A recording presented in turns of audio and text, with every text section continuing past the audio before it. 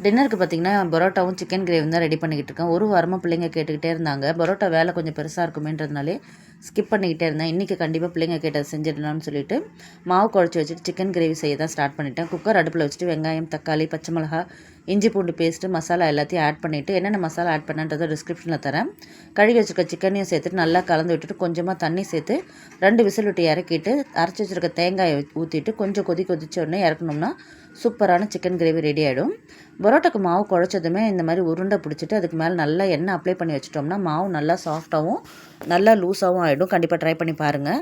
எனக்கு பரோட்டா வீச தெரியாது, சப்பாத்தி கல்லில் தான் பரத்துவேன். பரத்தும் போது நல்லா மெலீஸாக பரத்திக்குவேன். இந்த மாதிரி நல்லா மெலீஸாக பரத்திட்டு சுருட்டும் போது நிறைய லேயரும் கிடைக்கும், பரோட்டாவும் நல்லா சாஃப்டாக இருக்கும். சப்பாத்தி கல் அடுப்பில் வச்சுட்டு நல்லா சூடானதுக்கப்புறமா பரோட்டா 2 பக்கம் பரட்டி நல்லா எண்ணெய் ஊற்றி கோல்டன் ப்ரௌன் ஆனதுக்கப்புறமா வேக வச்சு எடுத்த உடனே இந்த மாதிரி அடிச்சிட்டோம்னா சூப்பர் சாஃப்டான பரோட்டா ரெடி. சூப்பரான டின்னரோடு இன்றைக்கி முடிஞ்சிச்சு.